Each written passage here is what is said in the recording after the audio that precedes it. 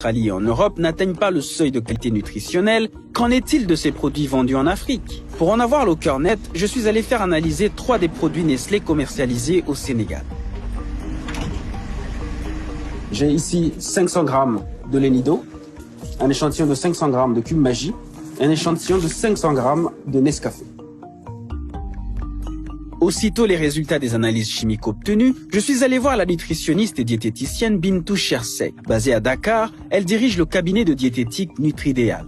Commençons par le Nescafé. Selon les résultats que je vous ai montrés, que peut-on dire de ce produit? Le Nescafé, tel qu'il est présenté, est un aliment en fait qui est très peu transformé finalement. Ce sont les graines de café qui ont été transformées pour être solubles. Il n'y a pas de sucre ajouté, il n'y a pas de gras ajouté. Et effectivement, c'est propre à la consommation. On passe ensuite au lait Nido. Et tout de suite, le premier constat. On voit bien que c'est un lait qui est à base de lait écrémé, donc du lait dont on a retiré la crème, qui est naturellement dans le lait, et ensuite qu'on a réengraissé avec de l'huile de palme, qui est une huile végétale bon marché, qu'on trouve un petit peu partout. Dans les 500 grammes de Nido analysés, plus de 30% sont des lipides. Deuxième constat. En plus de l'huile de palme, il y a du sucre à ajouter dans le Nido, dans le lait de vache en général, il est très riche en sucre, mais en sucre naturel qu'on appelle le lactose.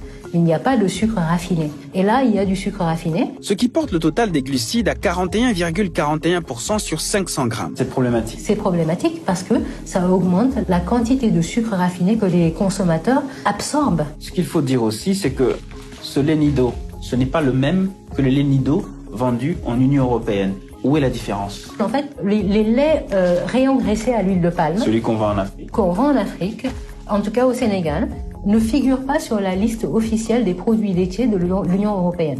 En d'autres termes, l'Union européenne ne considère pas ces produits-là comme du lait. Pour le vérifier, je suis allé dans un commerce en Europe. Alors là, je suis dans un supermarché en France, à Paris.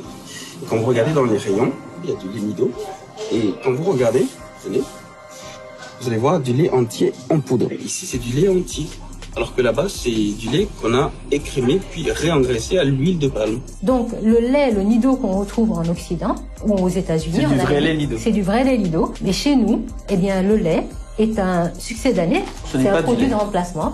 On ne peut pas appeler ça du lait. Pour justifier la production de tels aliments, un argument revient constamment. Il y a cet argument où on dit les consommateurs en Afrique, au Sénégal en particulier par exemple, ils ont besoin de quelque chose qui est à la portée de leur pouvoir d'achat. Bourse. Effectivement, nous pensons qu'il faut tenir compte du pouvoir d'achat des Sénégalais, mais ce n'est pas une raison pour donner n'importe quoi aux consommateurs. Donc il faut trouver une bonne formule entre la qualité et le prix du produit. Qu'est-ce que pense Nestlé de tout ça?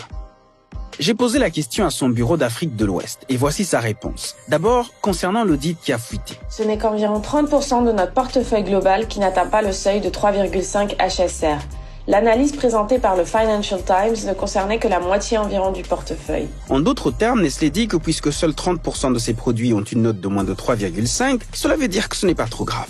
Au Sénégal, plus de 80% du portefeuille de nos produits sont enrichis en micronutriments. Fer, iode, zinc, vitamines.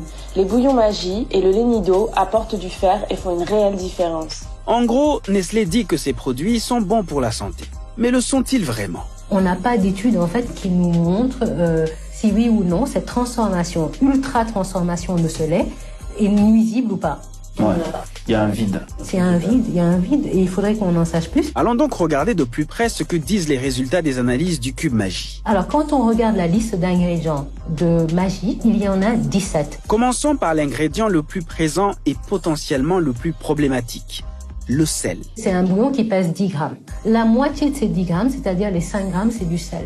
Alors l'OMS, l'Organisation mondiale de la santé, nous dit que pour que l'être humain soit en bonne santé, il ne doit pas dépasser plus de 5 grammes de sel ou consommer plus de 5 grammes de sel par jour. Imaginez, dans un bouillon cube, il y a déjà les 5 grammes de sel. Sans oublier qu'en cuisinant, certaines personnes rajoutent encore du sel. Dans notre pays, nous, Sénégalais, nous consommons 20 à 30 grammes de sel par jour. D'où la prévalence et